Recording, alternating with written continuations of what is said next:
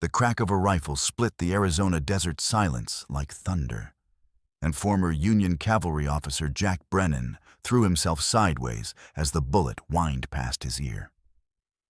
He rolled behind the nearest overturned wagon, his war-damaged left knee screaming in protest as he hit the rocky ground hard. 20 years of survival instincts kicked in immediately. Someone had been waiting for him to arrive at this massacre site. The scene spread before him was a butcher's work. 3 wagons of the Morrison train lay scattered across the red dirt, their contents strewn like broken dreams. Bodies sprawled where they'd fallen, but the arrows jutting from some corpses looked wrong, too clean, too deliberately placed. Jack had seen enough real Apache raids during his cavalry days to know authentic killing from staged deception.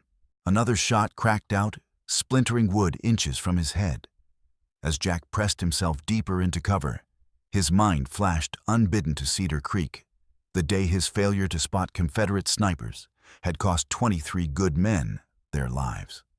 The memory of Sergeant Hayes calling his name as he bled out still woke Jack from nightmares. He wouldn't make that mistake again. Through the scattered debris, a flash of movement caught his eye near the lead wagon. Not the shooters, something smaller, more desperate. Then he heard it, a child's voice, barely audible, but unmistakably defiant. "Get away from me. I won't let you hurt anyone else." Jack spotted her, then a little girl, maybe 5 years old, crouched behind an overturned strongbox. She was hurling rocks at 2 men approaching from the far side of the wagon train, her dark hair matted with dust and her dress torn. Even from a distance, Jack could see she was mixed blood Apache, and white features blended in a face that would have been beautiful if not for the terror and rage etched there. "There's the brat," one of the men shouted. "Grab her before she runs." Jack's protective instincts, honed by years of watching his men die, surged to life. He drew his Colt .45 and fired twice, sending both men diving for cover. Then he was moving, ignoring the fire in his damaged knee as he sprinted toward the girl. "Easy there, little one," he said, holstering his weapon and showing empty hands as he approached. "I'm here to help." She studied him with eyes that held too much intelligence for someone so young, a bloodied rock still clutched in her small fist. "They killed Mama Sarah and Papa," she whispered. They were looking for Papa's papers. "What's your name?" Jack asked gently. "Lily Morrison." She looked at him with desperate hope. "Are you here to stop the bad men?" "Morrison." Jack's pulse quickened. He'd heard whispers about Samuel Morrison from Colorado to New Mexico, something about a white man who'd married Apache mining claims, political trouble. Before he could ask more, thundering hoofbeats echoed off the canyon walls. "Spread out!" A voice roared across the massacre site. "Find Morrison's documents and kill anyone who might have seen them." Jack grabbed Lily's hand, pulling her toward his horse. "We need to go, now." As they reached his mount, Jack spotted something glinting in the dirt beside one of the bodies, a silver badge engraved with the word Consortium. He pocketed it quickly, then lifted Lily onto his horse despite her startled protest. "Hold tight to me," he said, swinging up behind her. His knee nearly buckled under the strain, but he forced himself to stay upright. 6 riders crested the ridge, led by a man in a colonel's uniform whose face was twisted with cold fury. "There!" the colonel shouted, pointing directly at them. "The girl's still alive. Kill them both!" Rifles cracked in rapid succession. Jack spurred his horse into the Badlands as bullets whined past their heads. Lily's small arms wrapped around his waist, her body trembling, but her grip steady. "I've got you," Jack said, his voice steady despite the chaos. "I won't let them hurt you." As they rode deeper into Apache territory, Jack caught a glimpse of the colonel's face, handsome, weathered, but carrying the kind of personal hatred that went far beyond professional duty. This wasn't just about covering up a crime. This was personal. The memory of the Apache child he'd saved during the Battle of Canyon de Chelly flashed through his mind, a boy about Lily's age caught in crossfire between cavalry and Apache warriors. Jack had risked a court-martial to carry the wounded child to safety, earning him the respect of Apache scouts who'd later saved his own life. Now, 20 years later, history was repeating itself. Whatever secret Samuel Morrison had died protecting, they were worth killing a child to suppress. Jack's damaged knee sent spikes of agony through his leg, with each jarring hoofbeat. But he pushed the pain aside. He'd failed his men at Cedar Creek, but he'd be damned if he'd fail this brave little girl. The desert stretched ahead vast and unforgiving. Behind them, professional killers were already planning their next move. But Jack had learned something important in the war. Sometimes the hunted could become the hunters if they were smart enough and desperate enough. "Where are we going?" Lily asked, her voice barely audible over the thunder of hooves. "Somewhere safe." Jack replied, though he wasn't sure such a place existed anymore. "But first, can you tell me what those men were looking for?" Lily's grip tightened around his waist. "Papa's papers. He hid them in my doll for safekeeping. He said they were important, that they could help people." Jack glanced down at the beaded doll clutched in Lily's free hand. The intricate pattern seemed familiar, stirring memories of his time with Apache scouts. "Your doll is beautiful? Who made it?" "My first, Mama," Lily said quietly. "Papa said she went to the spirit world when I was born. But she left me this to remember her." The pieces were starting to fall into place, but Jack needed more information. Whatever conspiracy had killed the Morrison family, it was bigger than a simple robbery gone wrong. The silver badge in his pocket felt like it was burning a hole through his jacket. 4 hours later, Jack's horse picked its way through a maze of red rock formations that jutted from the desert floor like ancient monuments. The pursuing riders had fallen back, unwilling to venture too deeply into Apache territory. But Jack knew they'd return with more men and tracking dogs. His knee had swollen to nearly twice its normal size, and each movement sent waves of nausea through his system. Blood seeped through his pants where the morning's frantic ride had reopened old wounds. But Lily needed him strong, so he gritted his teeth and kept moving. The child rode silently in front of him, her small body rigid with exhaustion and fear. She'd stopped asking questions after the first hour, but she still clutched her beaded doll with desperate intensity. The intricate patterns on the toy continued to nag at Jack's memory. He'd seen similar work during his cavalry days, but the context remained frustratingly elusive. "Are you taking me to the army?" Lily asked suddenly. Jack's chest tightened. How could he explain that the men hunting them wore army uniforms, that safety was a luxury neither of them could afford? "I'm taking you to people who can help," he said instead. "People who knew your parents." Before Lily could respond, a figure emerged from behind a boulder 30 yards ahead. An Apache warrior weathered by decades of desert sun, with silver streaking his long black hair and eyes that held the wisdom of someone who'd witnessed too much death.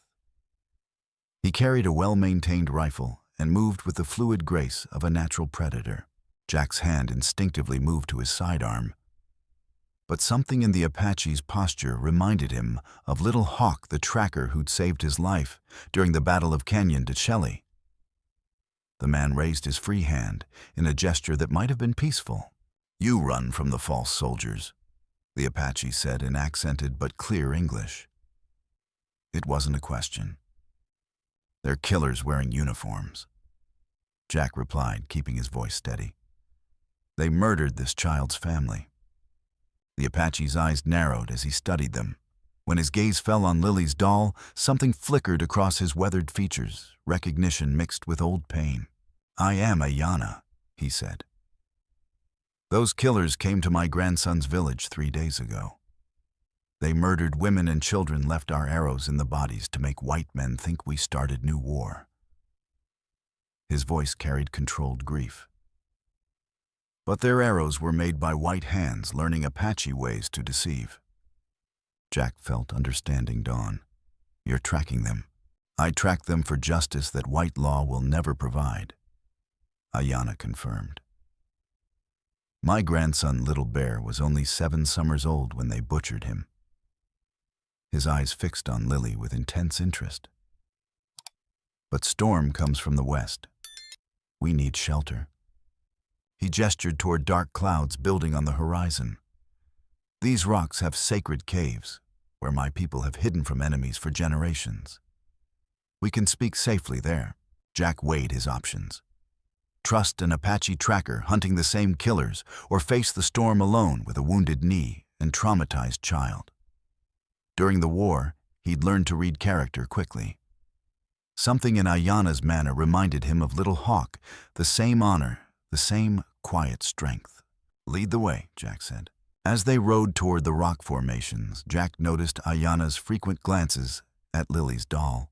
The Apache seemed to recognize something in the beadwork, and his expression grew increasingly troubled with each look.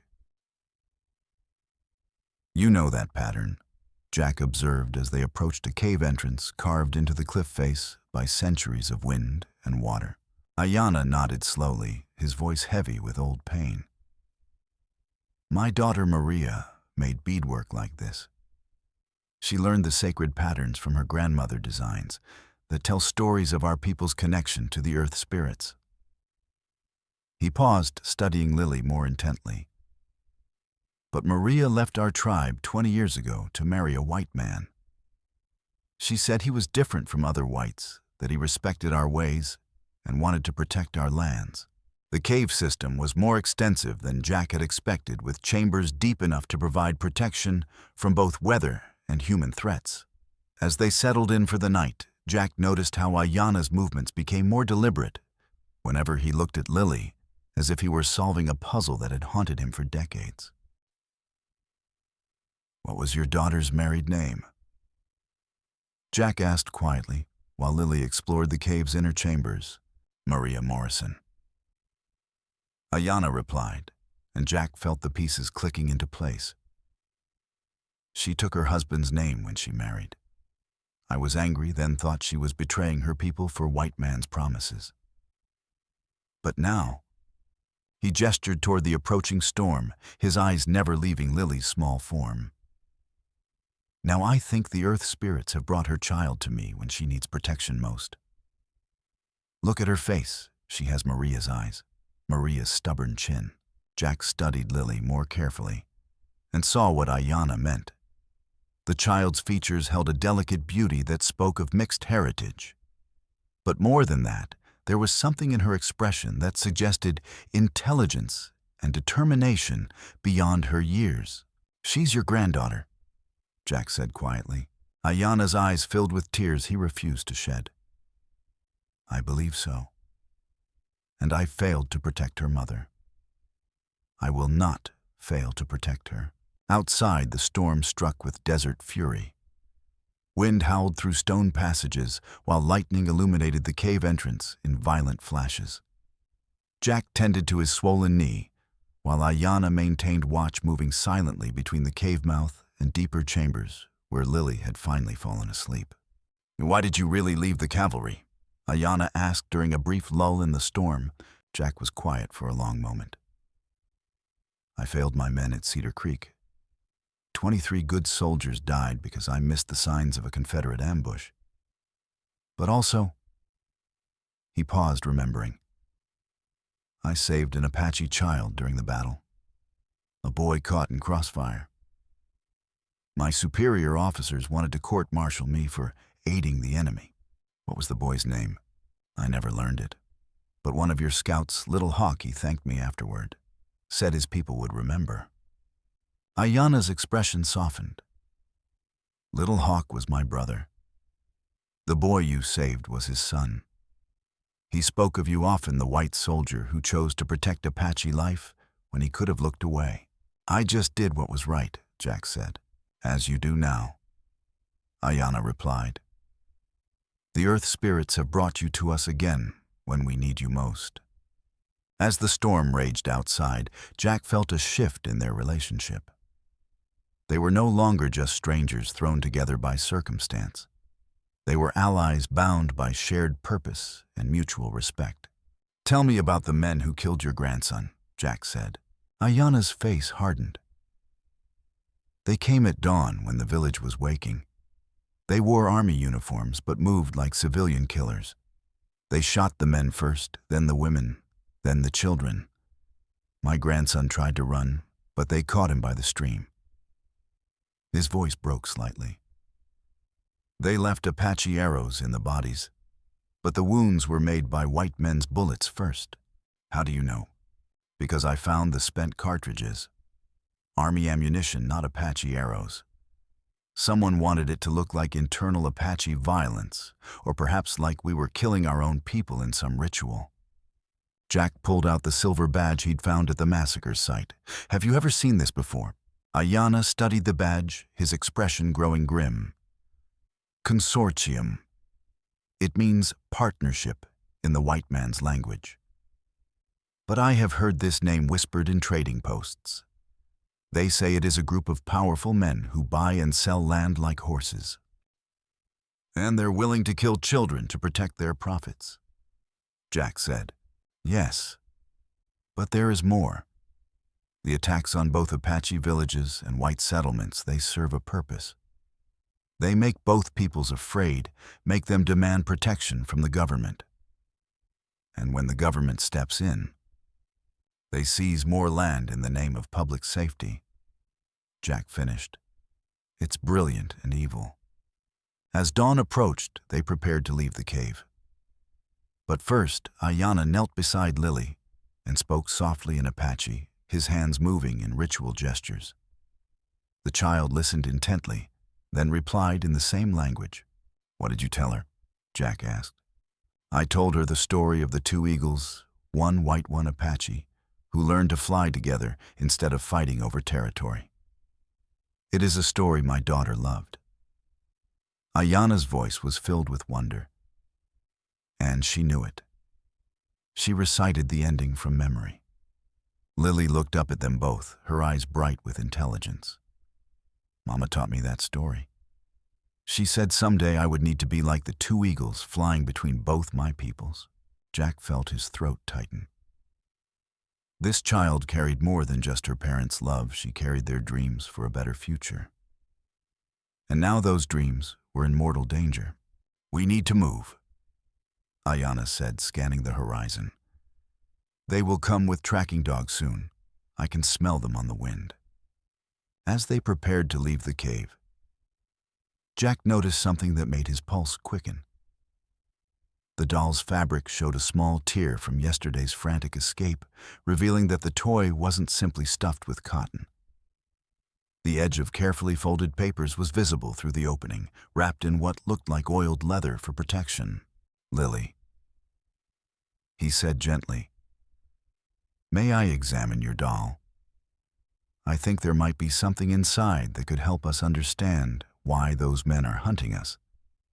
The child hesitated, clearly reluctant to surrender her most precious possession. But something in Jack's tone conveyed urgency, and she slowly handed over the doll. Working carefully to avoid further damage, Jack extracted several documents from the toy's interior.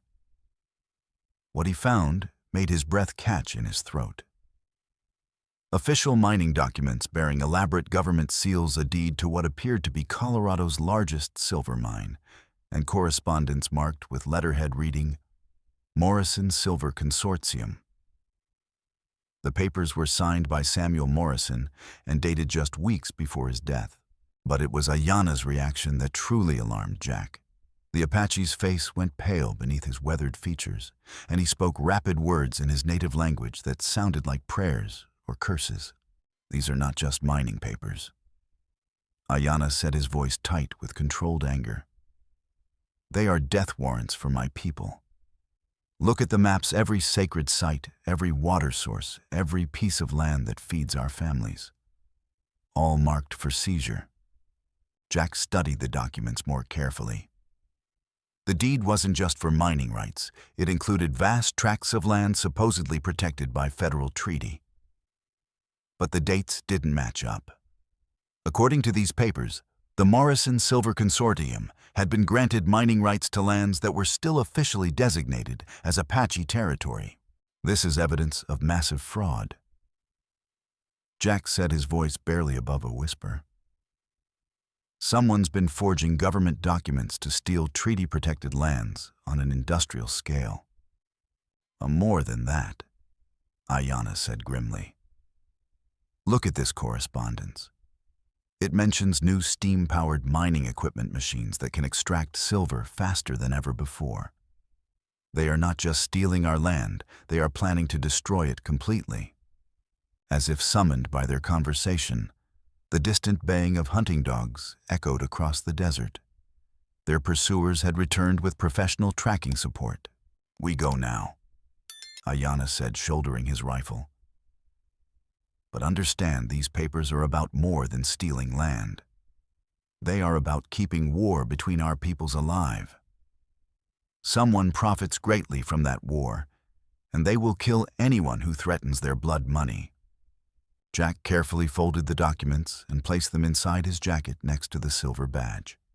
Whatever Samuel Morrison had discovered, whatever evidence he'd hidden in his daughter's doll, it was worth multiple lives to the men pursuing them. Where can we go? He asked. There is old mining town called Predition Wells, Ayana replied. If anyone knows about Morrison's real business, it would be prospectors who worked these claims before the consortium took over. The baying grew louder, and Jack realized their time had run out. As they prepared to flee deeper into Apache territory, he caught Lily watching him with eyes that held more wisdom than any child should possess. They killed my parents for those papers, didn't they? She said quietly. Jack knelt beside her, his voice gentle but honest. Yes, little one. But we're going to make sure their sacrifice wasn't in vain. We're going to make sure the truth comes out. Lily nodded solemnly, then surprised them both by speaking in fluent Apache. Ayana's eyes widened with wonder and recognition. She said her mother taught her the old words he translated for Jack. She said Maria told her that someday she would need to speak for both her peoples. As they began their desperate flight through the maze of red rock canyons, Jack felt the weight of destiny settling on his shoulders. They weren't just carrying evidence of corruption, they were carrying the hopes of two cultures that had been systematically turned against each other for profit. The desert stretched ahead, vast and unforgiving. But for the first time since this nightmare began, Jack felt they might have a chance. The hunting dogs picked up their scent within 2 hours of leaving the cave. Jack could hear them baying in the distance, their voices carrying across the stone formations with relentless determination. His knee was deteriorating rapidly, each step sending bolts of white-hot pain up his leg. But Ayana led them through increasingly narrow passages between towering red rocks. How many pursuers? Jack asked through gritted teeth, his breathing labored. 6 yesterday, maybe 8 today. Ayana replied, his eyes constantly scanning the canyon walls above them. Dogs will not lose our scent easily, but the narrow passages will limit their horses. Lily walked between them, her small hand gripping Jack's with surprising strength. She hadn't complained once about the pace or the rough terrain, but Jack could see the exhaustion in her young face. You're doing great, little one, he said, forcing a smile. Just a little farther. I'm not scared, Lily said, her voice small but determined. Mama used to tell me about the rabbit who outwitted the coyote by being smart instead of fast. That's an Apache story. Ayana said, his expression soft with memory. My daughter's favorite tale. The canyon walls grew higher and closer as they progressed, creating a natural funnel that would make them easy targets if their pursuers gained the high ground. Jack's military training screamed warnings about the tactical nightmare of their position, but he forced himself to trust Ayana's knowledge of the terrain. My grandfather showed me these paths when I was younger than the girl, the Apache said, reading Jack's concern. There is escape route ahead, but it requires courage and trust in the water spirits. The baying grew louder, accompanied by the echo of horses' hooves on stone. Their pursuers were closing in fast, and Jack's damaged knee was slowing their progress with each passing minute. How much farther? He asked, his voice tight with pain. Before Ayana could answer, a rifle shot cracked through the canyon, and stone chips exploded from the wall inches from Jack's head. Above them on the canyon rim, Colonel Vance and his men had found the high ground. "Surrender the girl and the documents." Vance's voice boomed down from above. "You're trapped. The child doesn't have to die for your stubborn foolishness." More shots followed, forcing them to take cover behind a boulder that provided minimal protection. Jack drew his sidearm, but the angle was impossible. Their enemies held every advantage of position and firepower. "This way." Ayana hissed, grabbing Lily and pulling her toward what appeared to be solid rock. But as they approached, Jack saw the hidden opening, a crack in the stone, just wide enough for a person to squeeze through sideways. They emerged onto a narrow ledge overlooking a section of river where spring runoff had turned the normally placid stream into a torrent of white water. The ledge was barely wide enough for one person and extended perhaps 50 yards before ending at another rock face. "We're still trapped," Jack said. But Ayana was already moving along the ledge with sure-footed grace. "Thee not trapped," the Apache replied. "But escape requires faith in the water spirits and courage to trust what you cannot see." Behind them, shouts indicated their pursuers had found the hidden passage. They had minutes before Vance's men would be on the ledge with them. Ayana reached the ledge's end and began working on what appeared to be a natural stone formation. To Jack's amazement, several rocks moved aside to reveal a concealed rope anchor point. The rope was old, but well-maintained, extending down toward the raging river below. "The Apache engineering," Ayana said with grim satisfaction. "My people have been preparing escape routes for generations." Jack looked at the churning rapids below and felt his stomach drop. The water was moving fast enough to smash them against rocks, and even if they survived the initial plunge, the current would carry them through a series of rapids that looked potentially fatal. "I can't swim well with this knee," he said. "And the girl, I can swim." Lily spoke up, her voice determined, despite her obvious fear. "Papa taught me in the creek near our old house. I won't let the water beat me." Her brave words made Jack's chest tighten with pride and protectiveness. "You're braver than most soldiers I've known," he said. Ayana was already fashioning a harness from the rope. "Apache children learn to swim before they walk. I will guide us through the rapids, but we must go now, they come fast." Rifle fire erupted from the crack in the rock wall as the first of Vance's men squeezed through the opening. Jack could see the rifle barrel emerging, and he knew they were out of time. "On three," Ayana said, securing the rope around Lily's waist. "1, 2. You can do it, Mr. Jack." Lily called out, her young voice filled with confidence in him. 3. They leaped together into the churning rapids below. The water hit Jack like a sledgehammer, driving the air from his lungs and sending lightning bolts of pain through his damaged knee. The current grabbed them immediately, spinning them through foam and spray, while the rope connecting them prevented separation. Jack fought to keep his head above water, his arms wrapped protectively around Lily, as the river carried them through the first set of rapids. Above them, rifle shots cracked ineffectively. The shooters couldn't track their movement through the white water, and the distance was growing too great for accurate aim. "Let the current take you," Ayana shouted over the roar of water. "Do not fight it. Trust the water spirits." Jack felt his strength failing as the river battered them against submerged rocks. His knee was screaming, and he could taste blood in his mouth. But Lily's small form pressed against him gave him strength he didn't know he possessed. "I've got you," he gasped. "I won't let go." Ahead, he could see larger rocks and more violent rapids. But he also saw something else, a section where the river widened and calmed, where they might be able to reach shore. Ayana's voice cut through the water's roar, shouting directions in a mixture of English and Apache. The old warrior moved through the rapids with remarkable skill, using the current rather than fighting it, guiding them around the most dangerous obstacles. They swept through 4 more sets of rapids before the river began to slow.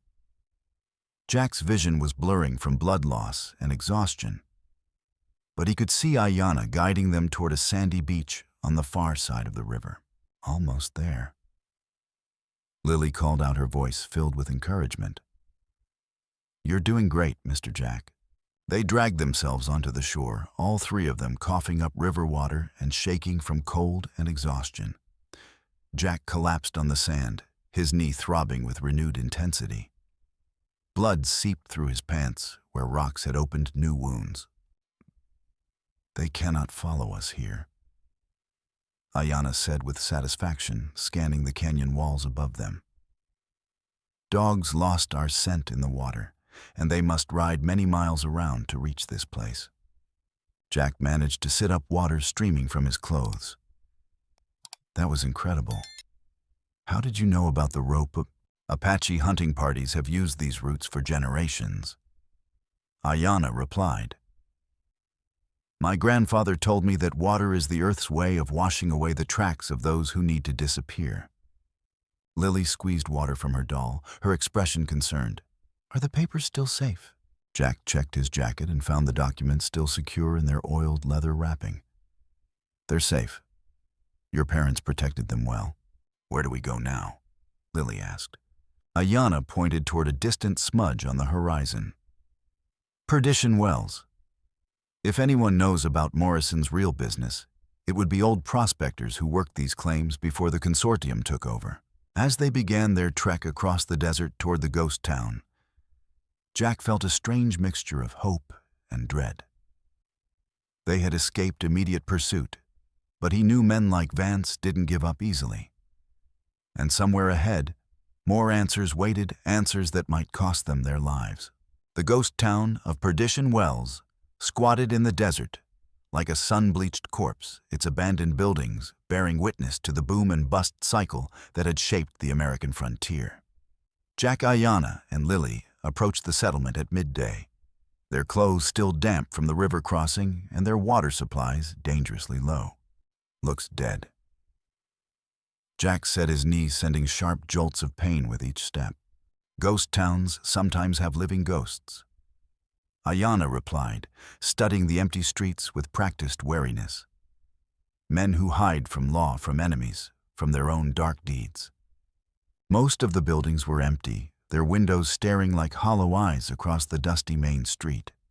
But smoke rose from the chimney of what had once been the town's saloon, and 3 horses stood tied to the hitching post outside. Someone's home. Jack observed his hand moving instinctively to his sidearm. Before they could approach the saloon, a gravelly voice called out from the shadows of a covered porch.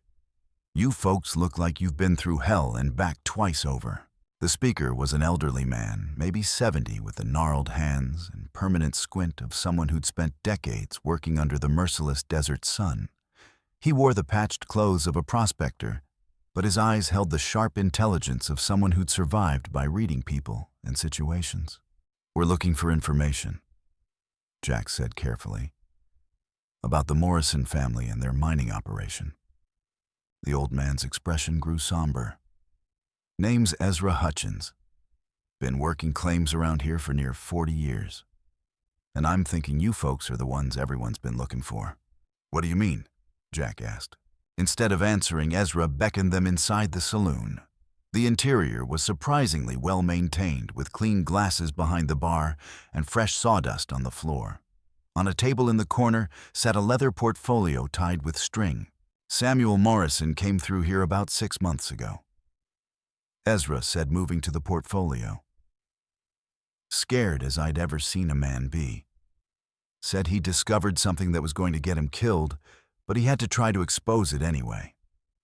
He untied the portfolio and spread its contents on the table. More documents, maps, and correspondence, all related to the Morrison Silver Consortium and its connections to territorial politics. "Morrison wasn't just a mine owner," Ezra continued. "He was married to an Apache woman named Maria, and together they'd been documenting a conspiracy that reached all the way to Washington.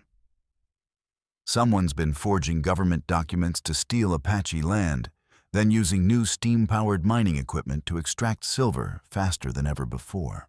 Ayana's sharp intake of breath was audible. "You knew my daughter." Ezra's eyes widened. "Your daughter, then your—" He looked at Lily with dawning understanding. Sweet Jesus. This child is Maria Morrison's daughter. She's my granddaughter, Ayana said quietly. And she carries evidence that men will kill to suppress. More than evidence, Ezra said grimly, pulling out a map marked with red X's. This shows the locations of every Apache sacred site that happens to sit on valuable mineral deposits. But the worst part is what Morrison learned about the attacks. What attacks? Jack demanded. The ones that weren't Apache attacks at all, Ezra replied. Morrison had proof that Colonel Vance and his men have been staging raids on both Apache villages and white settlements. They use each side's grief and anger to justify land seizures that benefit their political backers. Jack felt the pieces clicking into place. They're manufacturing the conflict? Exactly. Every fabricated attack makes both peoples more afraid, more willing to accept government protection. And when the government steps in to restore order, they seize more land. Ezra's voice carried moral outrage. Morrison discovered that arrows left at massacre sites were made by white men who'd learned Apache techniques. Military reports were completely fabricated. In my grandson's village, Ayana said, his voice tight with controlled rage. The arrows we found there, made by Vance's men, Ezra confirmed. They've been playing both sides against each other for years, getting rich off blood money while innocent people die on both sides. Before Jack could respond, the sound of approaching horses echoed through the empty streets. Ezra moved to the window and peered through the dusty glass. Speak of the devil, he said quietly. Vance and his men just rode into town. Jack could hear the colonel's voice barking orders outside. They had perhaps minutes before the saloon would be surrounded. Back way out, Jack asked. Ezra nodded toward a door behind the bar, then quickly scribbled something on a piece of paper. This leads to the old mine shafts. Dangerous down there, but better than staying here. He pressed the paper into Jack's hand. If something happens to me, get this to Marshal Crawford in Santa Fe. Tell him the raven flies at midnight. He'll understand. More dangerous than being shot, Jack asked. Ezra's grin was grimly amused. That depends on whether you're more afraid of cave-ins or Colonel Vance's brand of justice. Ayana was already moving toward the back door, his rifle ready. We go underground. The earth spirits will protect us. As they prepared to leave, Ezra grabbed Jack's arm. There's something else Morrison told me. He wasn't working alone. He had someone feeding him information from the inside.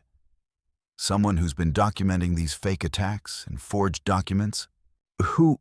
Don't know for certain, but Morrison said this person had access to military communications. Someone high up in the territorial government.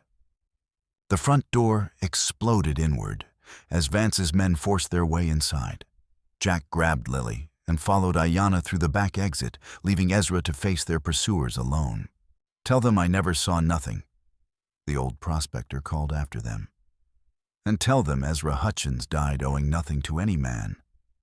The last sound Jack heard from the saloon was rifle fire, and Ezra's defiant laughter cut short by more gunshots. Another good man dead for choosing to do what was right. The abandoned mine shaft stretched into the mountainside like a throat waiting to swallow them. Ayana led the way through tunnels carved from living rock decades earlier, when Predition Wells had been a thriving silver boomtown. The air was stale and oppressive, and their footsteps echoed despite efforts to move quietly. Jack's knee was screaming with each step, and he could feel his strength ebbing with each passing hour. Blood loss from his various wounds was taking its toll, and he struggled to keep up with Ayana's steady pace. Oh, not much farther, the Apache said, reading Jack's distress. These tunnels connect to sacred caves where we can rest safely. They found a relatively stable chamber where mining equipment had been abandoned years earlier. Ayana lit a small fire and began preparing something from his pack herbs and roots that he crushed into a paste. Apache medicine, he explained, gesturing for Jack to extend his injured leg. This will help with the pain and stop the bleeding." As Ayana worked on his wounds, Jack studied the paper Ezra had given him. It was a brief note. "Crawford, Santa Fe. Raven flies at midnight. Trust the eagle." "What does this mean?" he asked. "It means we have an ally," Ayana replied. "Someone who has been working with Morrison to expose the conspiracy." Lily, who had been quietly exploring the chamber, suddenly spoke up. "Grandfather Ayana, will you teach me one of the old prayers? I want to ask the earth spirits to help us find the truth." Ayana's eyes filled with tears of joy. "Of course, little eagle. Your mother would be proud to hear you speak the old words." He knelt beside Lily and began speaking softly in Apache, his hands moving in ritual gestures. The child listened intently, then repeated the words with surprising fluency. When they finished, Ayana translated for Jack. She asked the earth spirits to guide us to safety and help us honor the memory of those who died for truth. And she called herself the bridge between two peoples, exactly what her mother used to say. "Mama taught me that story about the two eagles," Lily said. "She said one day I would need to fly between both worlds, bringing them together instead of keeping them apart." Jack felt his throat tighten. This child carried more than just her parents' love. She carried their vision of a future where Apache and white people could coexist peacefully. The sound of distant voices interrupted their moment. Vance's men were apparently more determined than expected, and they were systematically searching the mine tunnels. "We need to move," Jack said, struggling to his feet. Ayana's medicine had helped, but his knee was still barely functional. "The sacred caves are not far," Ayana said. "But first, there is something I must tell you about my daughter and her husband." As they moved deeper into the tunnel system, Ayana spoke quietly. "Maria was not just any Apache woman who married a white man. She was chosen by our council to learn white ways to understand their laws and customs.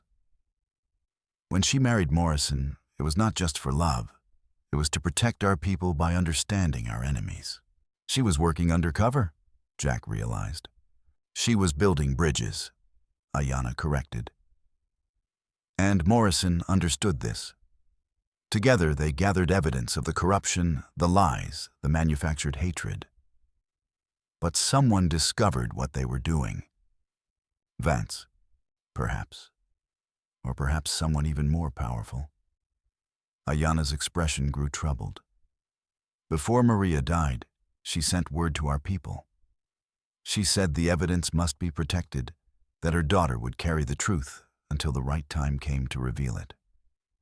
They emerged into a vast chamber, lit by shafts of sunlight filtering through natural openings in the ceiling. The space was perhaps 100 feet across, with multiple passages leading in different directions. The walls were covered with ancient Apache paintings, scenes of warriors' families, and sacred ceremonies that had been painted over generations. "This is a holy place," Ayana said reverently. "My people have gathered here for ceremonies for hundreds of years. The earth spirits are strong here." Jack looked around at the ancient artwork, many of which seemed to tell stories of conflict and resolution between different tribes. "It's incredible," he said, genuinely moved. "And it's about to become a battlefield," a cold voice said from the shadows. Colonel Vance stepped into the chamber, his uniform torn and dirty from the pursuit through the tunnels. Behind him, 4 of his men emerged from concealment, and their weapons trained on Jack and his companions. The colonel's face was a mask of controlled rage, but there was something else in his eyes, something that looked like pain mixed with obsession. "Now welcome to the end of your pathetic journey," Vance said, his voice echoing off the sacred walls. "You've cost me a great deal of time and effort, but it's over now." Jack's hand moved toward his sidearm, but Vance's men had positioned themselves to cover every angle.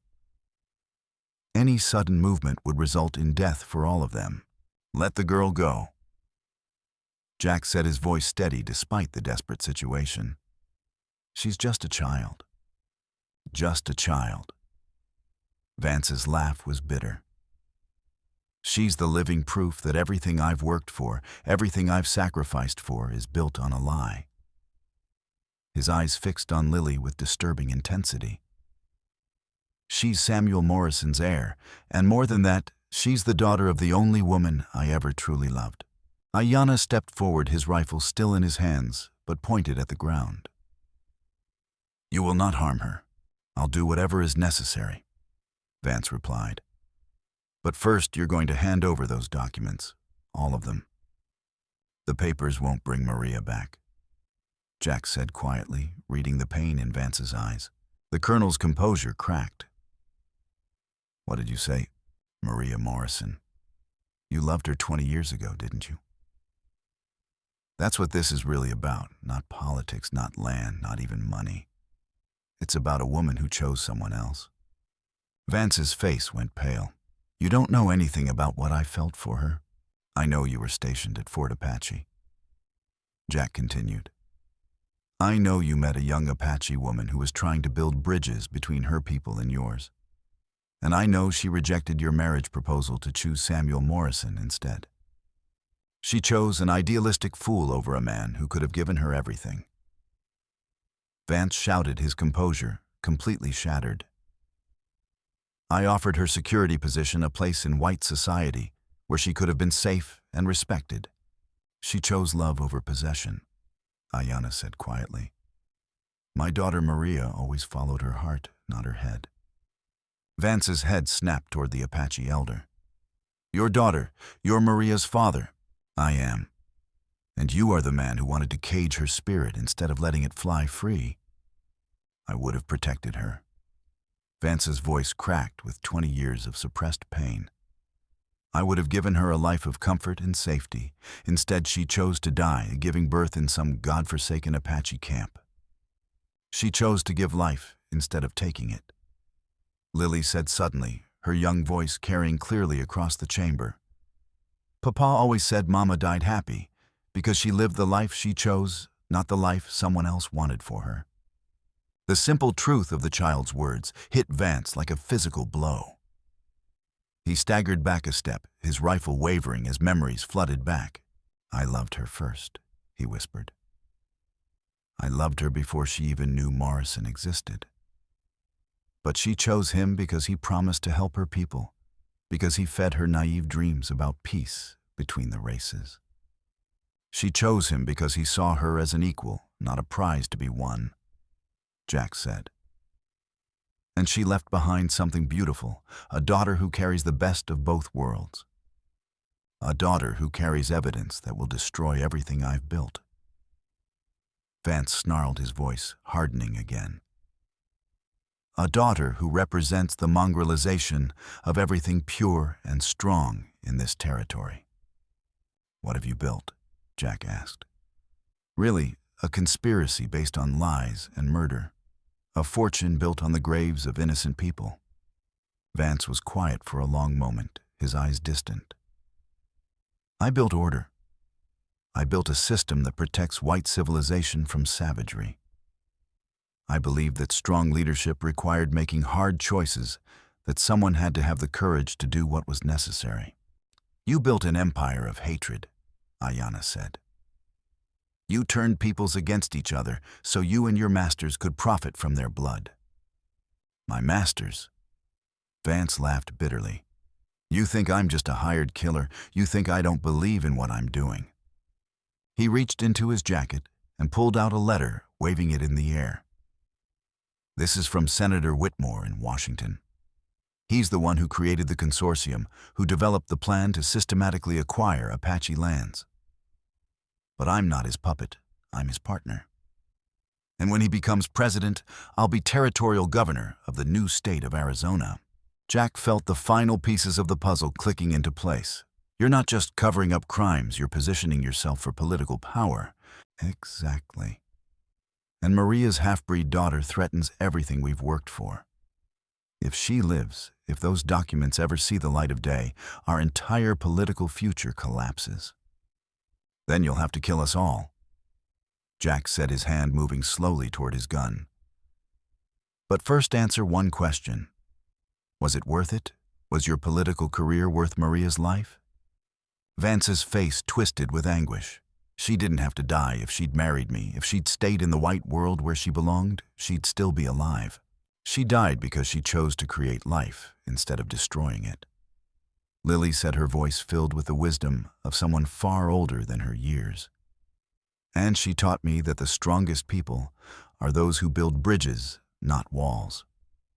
For a moment, Vance seemed to waver, his face reflecting 20 years of accumulated pain and regret.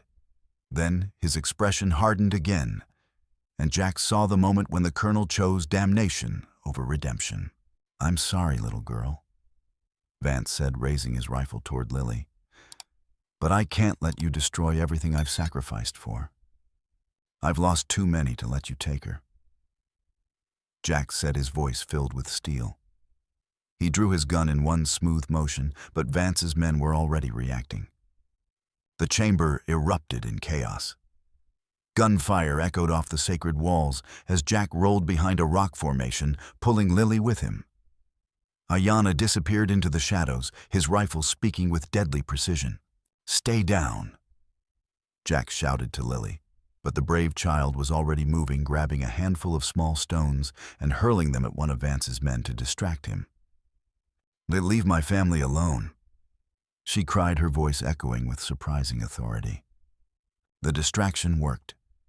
Jack put a bullet in the man's shoulder, sending him spinning to the ground. But Vance was advancing, his rifle trained on Jack's position. "You can't hide forever," the colonel shouted.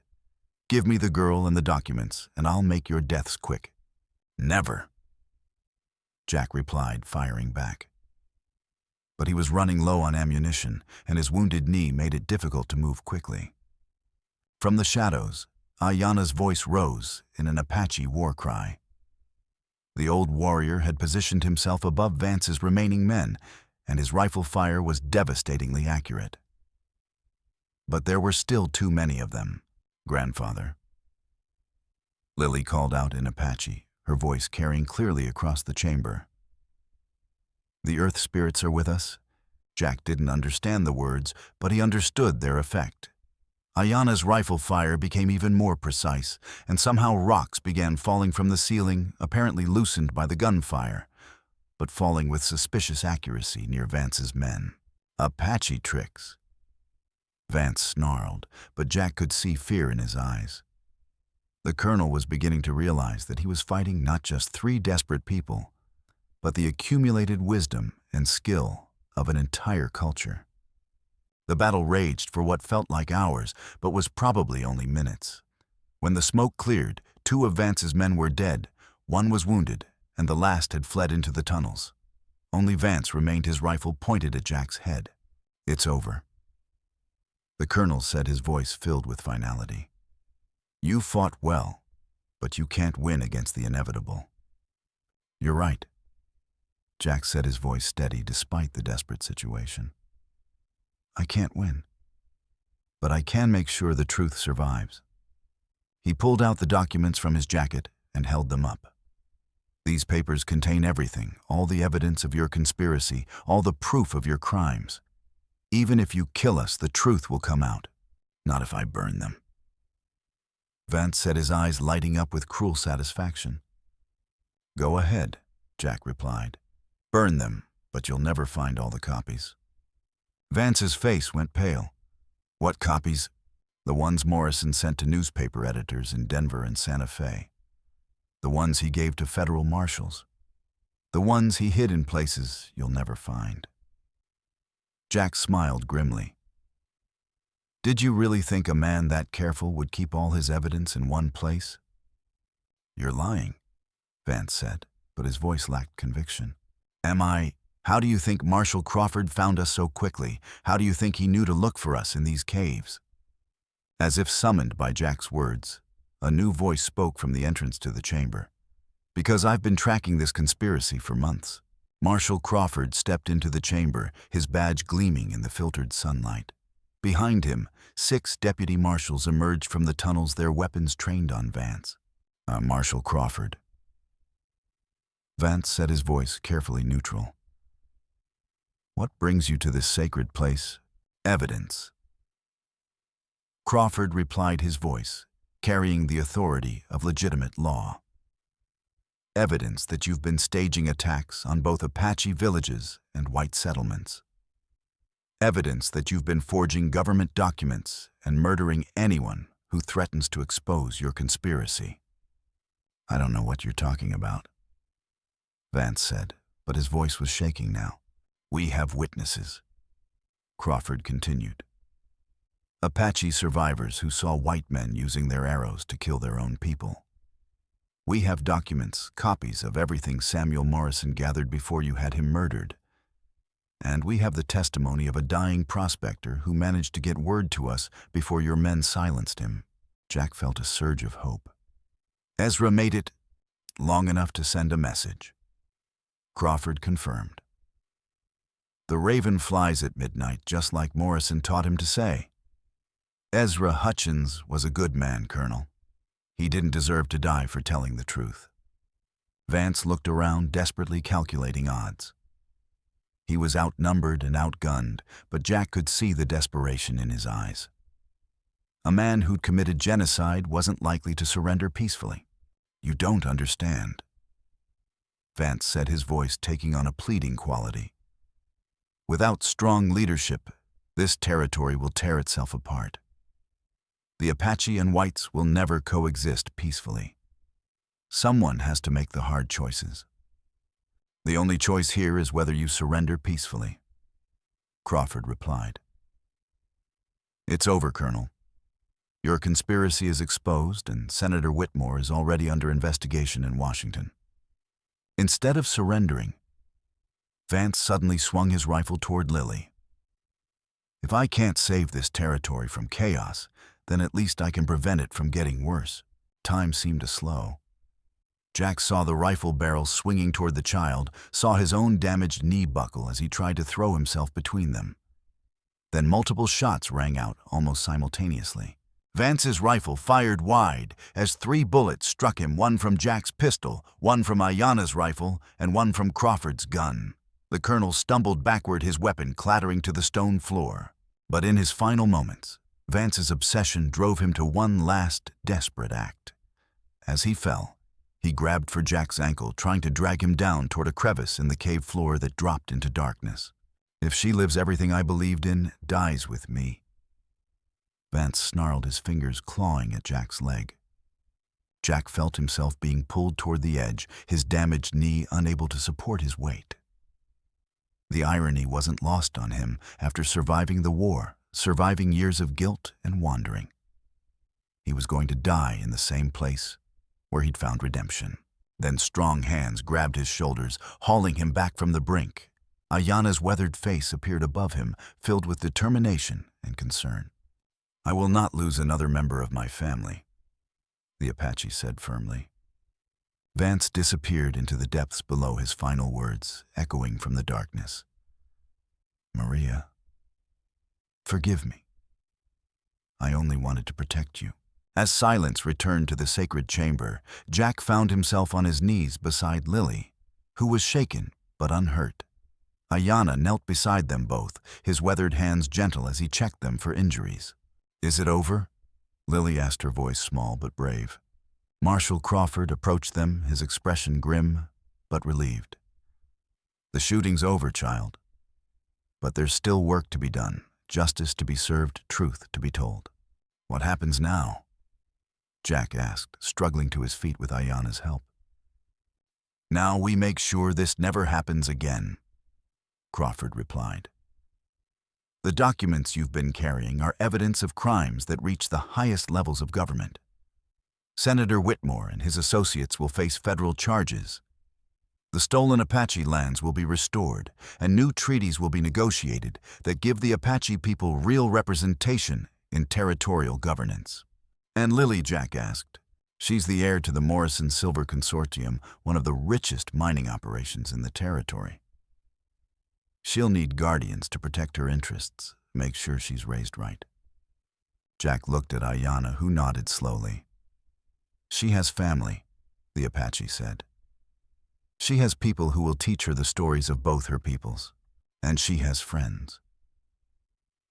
Jack added, looking down at the child, who had changed his life in ways he was only beginning to understand. She has people who will make sure she grows up in a world where she doesn't have to choose between her heritages.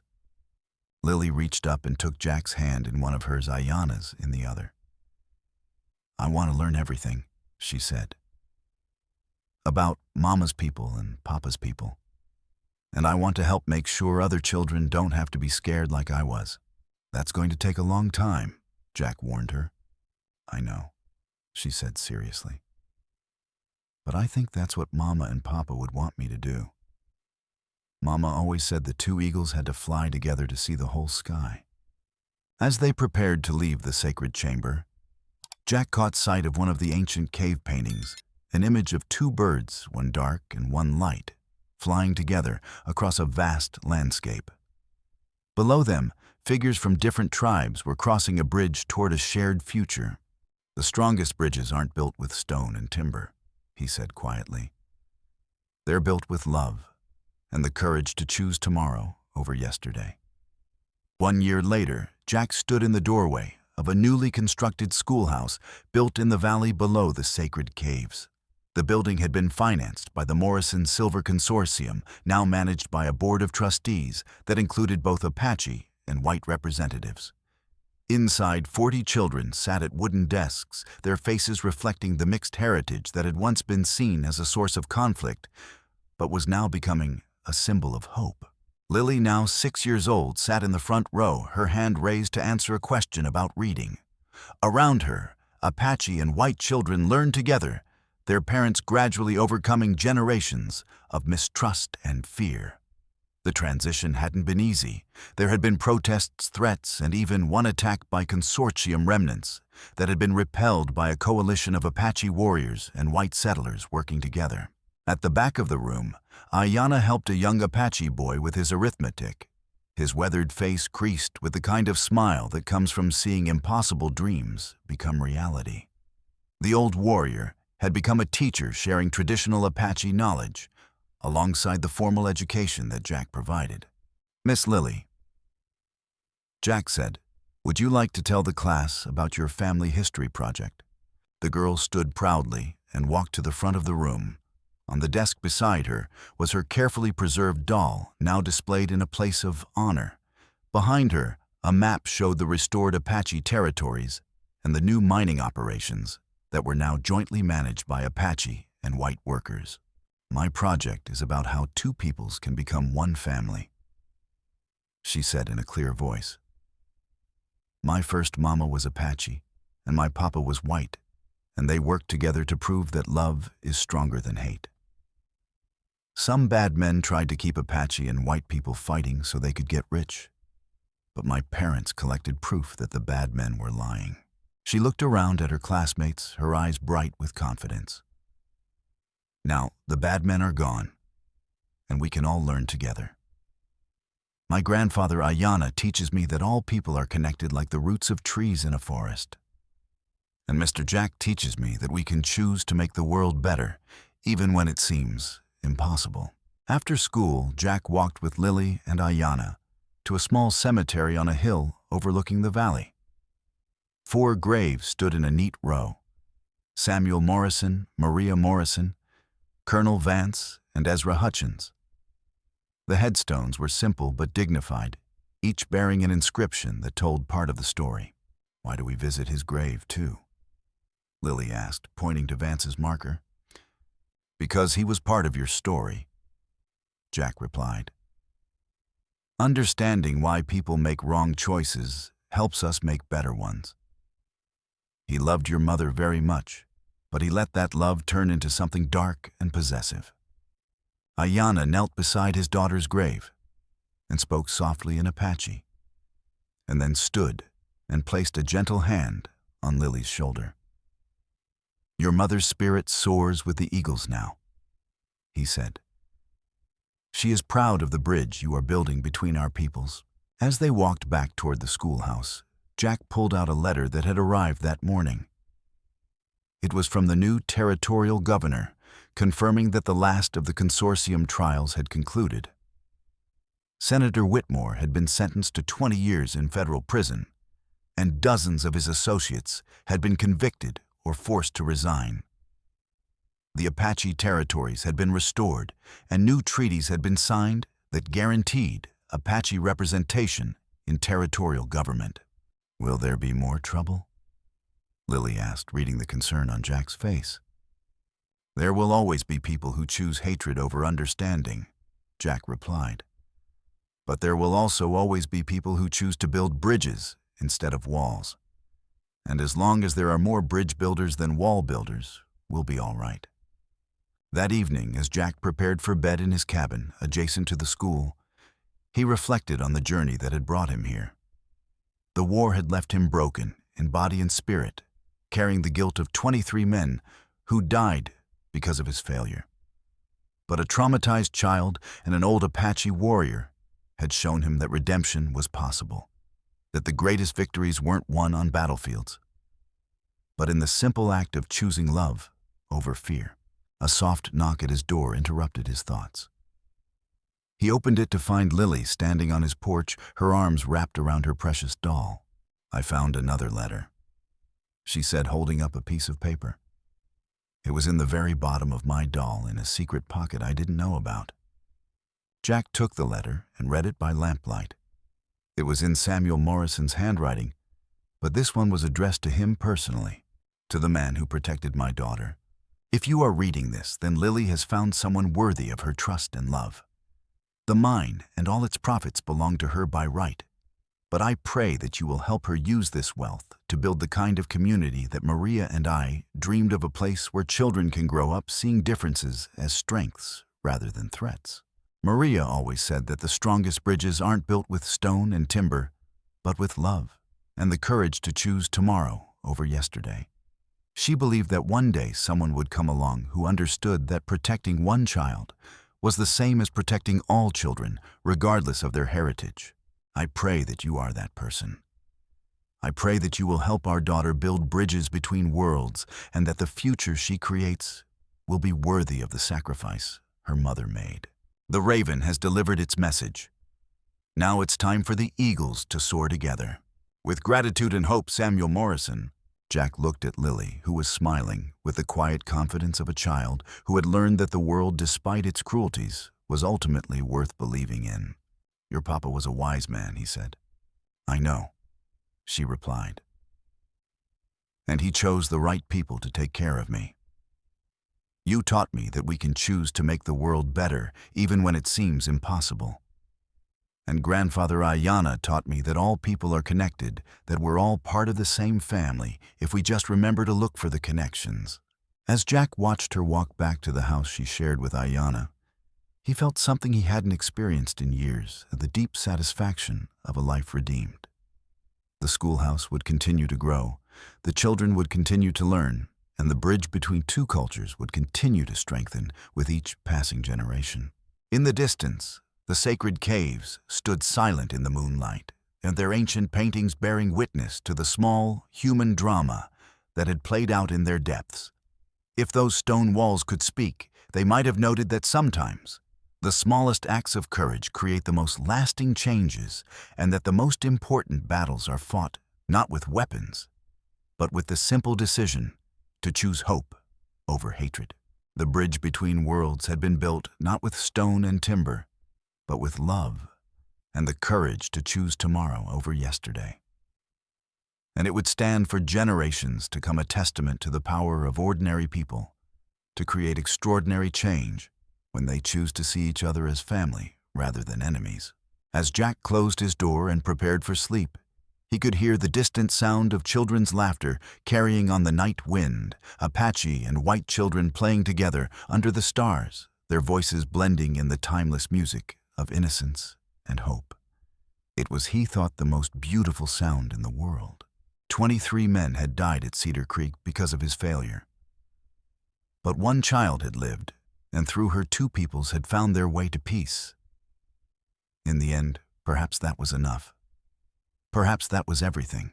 The raven had delivered its message of justice.